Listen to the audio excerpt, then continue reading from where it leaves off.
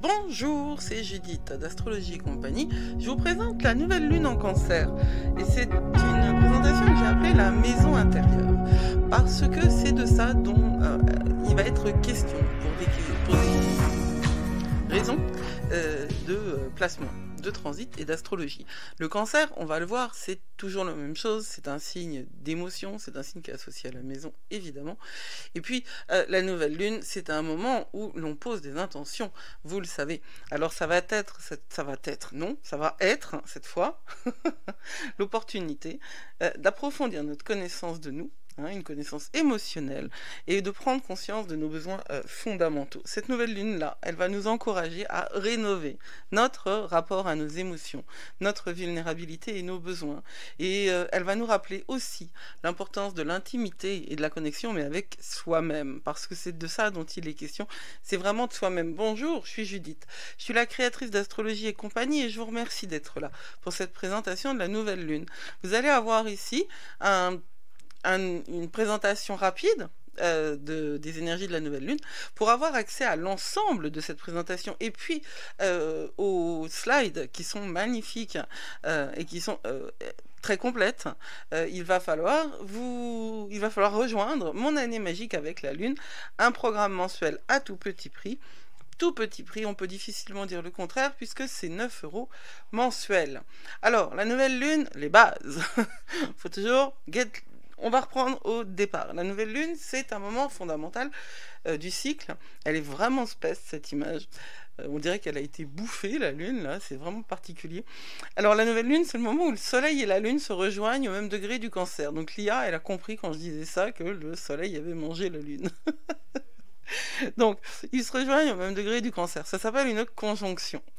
Les luminaires forment donc un angle de 0 degré de notre point de vue sur Terre. Évidemment, ils ne sont pas l'un sur l'autre. Le Soleil n'a pas mangé la Lune, quoi qu'en pense l'IA. Et c'est juste une question de placement astrologique sur un schéma. La carte n'est pas le territoire, c'est une représentation.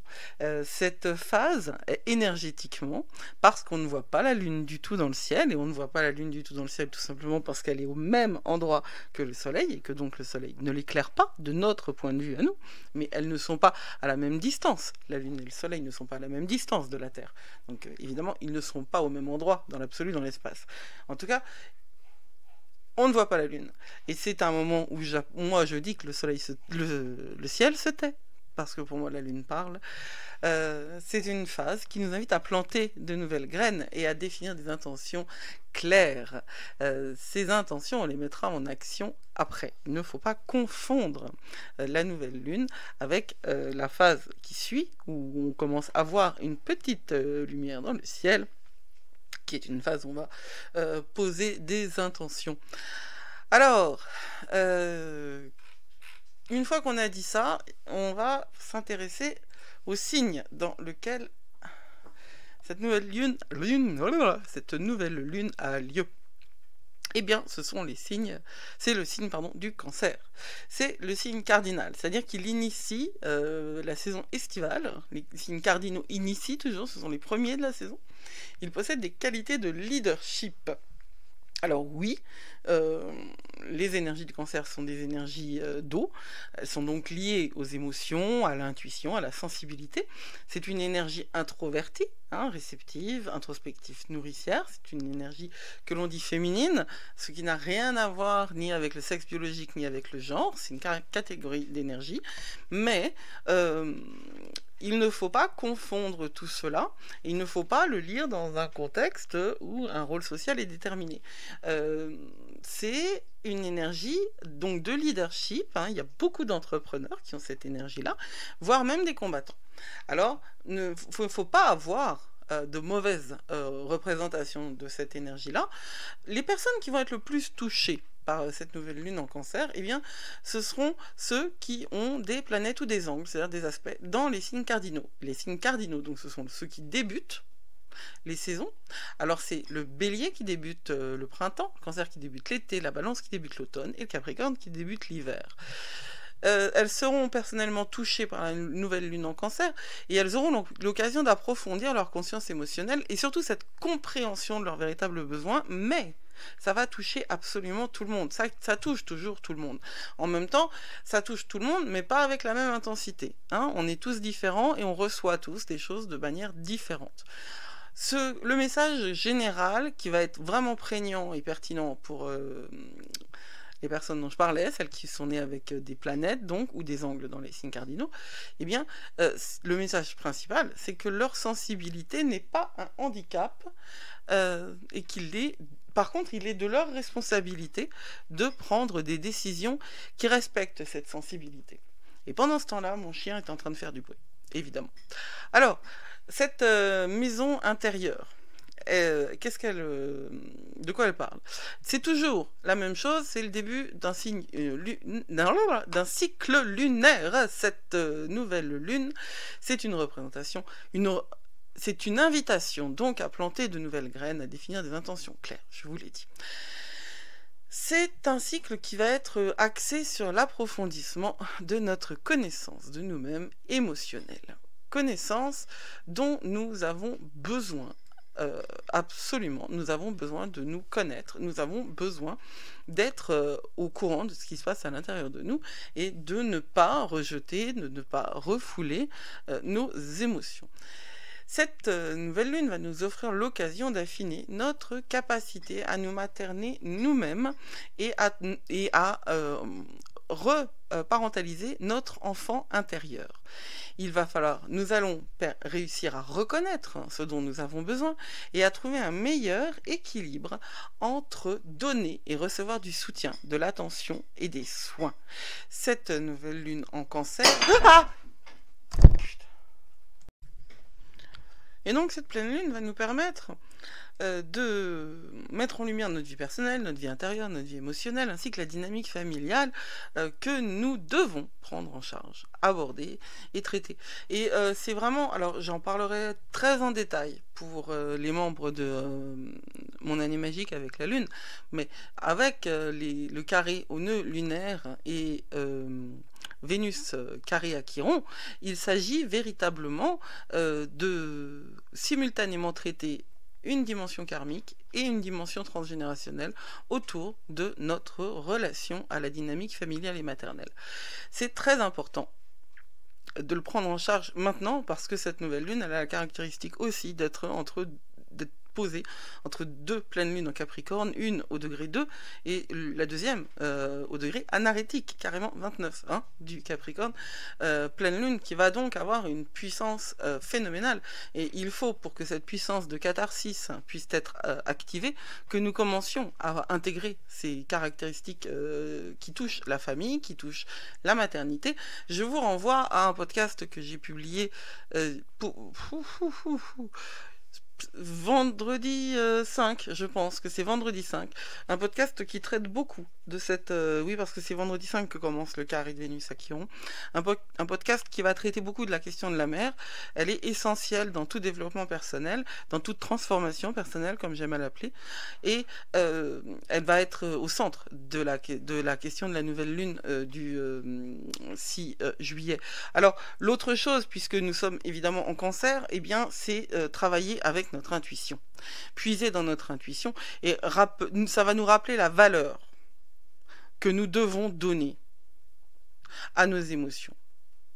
L'essentiel étant de leur laisser de l'espace. Intuition et émotion sont liées, oui, parce que quand nous pouvons laisser les émotions passer, une émotion, c'est par définition un mouvement qui passe, et c'est par définition par le corps qu'elle se passe. Quand une émotion se fige, ce n'est plus une émotion. L'émotion, elle a le mot mouvement dedans, à l'intérieur de son étymologie, et c'est fondamental de pouvoir s'asseoir avec ces émotions, comme disent les Américains, to see it with, et de les laisser couler, passer sur nous, en nous, surtout sans les juger, sans les rationaliser, et j'insiste sur ce dernier point, sans leur attacher un narratif. C'est la même chose que quand on fait de la méditation, quand on fait un body scan, un scan corporel. Il s'agit de regarder ce qui se passe sans attacher un narratif, sans penser à la manière dont on va traiter telle ou telle tension.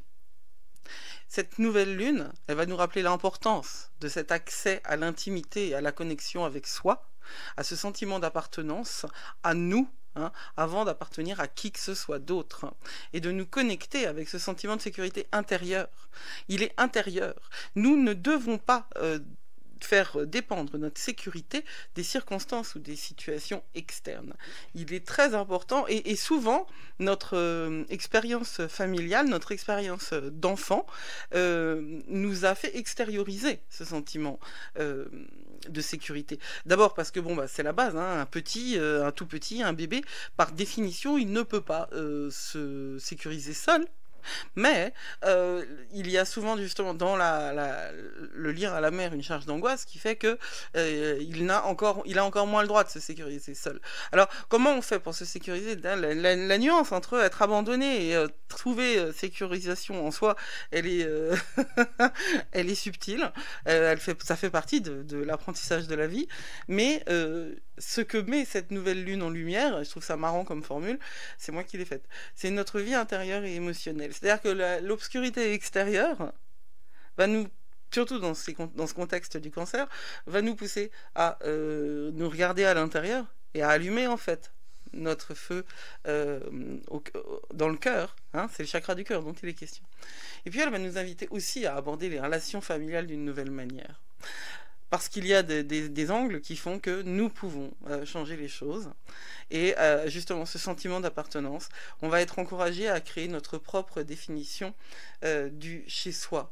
Ce chez-soi, ce home sweet home, ce sentiment de familiarité qui est à la fois celui dont on a absolument besoin pour se sécuriser, et puis c'est celui aussi dont on a absolument besoin pour le quitter, pour grandir et pour devenir adulte.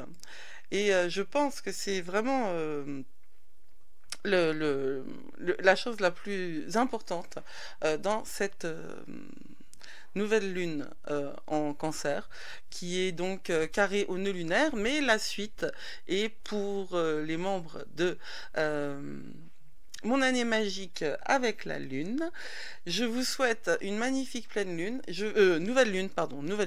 Je vous conseille de pratiquer pour cette nouvelle lune des rituels de purification. Des rituels de purification de votre maison, hein, c'est-à-dire des trucs tout cons comme faire le ménage, hein, c'est de la purification, mais faites aussi brûler des choses. C'est genre le conseil de folie, quoi. Non, faites brûler de l'encens ou de la lavande, le romarin. Cessez donc d'acheter de la sauge qui vient de je ne sais où, et puis c'est de l'appropriation culturelle, parce que brûler de la sauge, c'est un acte qui est très particulier et qui est très ritualisé. Vous pouvez faire brûler du romarin, vous en avez dans votre cuisine, très certainement, de la lavande, c'est très efficace, et puis c'est rigolo parce que ça fait pop, pop, pop. Vous pouvez évidemment aussi utiliser des encens en bâton, alors assurez-vous de leur qualité, ou des encens en résine, dont évidemment l'origine aussi n'est pas assurée, mais c'est tellement plus joli sur un charbon. Je suis pas certaine qu'en termes de possibilités d'atteinte respiratoire ce soit mieux, mais moi j'adore ça, j'adore l'encens sur charbon. Vous pouvez évidemment nettoyer votre espace avec une clochette, hein. Le son est aussi un instrument très très puissant pour nettoyer un espace. Toutefois, nous sommes avec une nouvelle lune en cancer, donc je vous proposerais plus d'aller sur de l'encens ou sur de l'eau. Alors, comment est-ce qu'on nettoie un espace avec de l'eau? Eh ben, on prend de l'eau qu'on a fait charger sous la pleine lune ou sous la nouvelle lune, enfin une lune noire, quoi, selon ce que vous désirez. Et puis vous la mettez dans un pchit. Ça s'appelle un vaporisateur en français. Vous pouvez ajouter des huiles essentielles. Vous pouvez mettre également dedans des feuilles de romarin et des feuilles de lavande. Je sais que j'en parle tout le temps, mais ce sont des herbes qu'on a partout et puis qui sont vraiment hyper efficaces. Vous la chargez avec votre intention et puis vous pchitez votre espace et vous testez. Si ça ne change rien, si vous trouvez que ça ne change rien, eh bien c'est que ce n'est pas votre méthode. Enfin, comme nous sommes en été, le soleil, ouvrez les fenêtres entièrement, nettoyez les carreaux, laissez rentrer le soleil, même s'il fait très très chaud chez vous, laissez rentrer le soleil à une heure où c'est encore convenable, mais nettoyez vos espaces avec la lumière du soleil. Voilà, j'espère que et oui, et n'oubliez pas que selon ma tradition, les vœux se font quand la lune est revenue dans le ciel. Tant qu'elle n'est pas revenue dans le ciel, on est dans un moment de purification, de bannissement.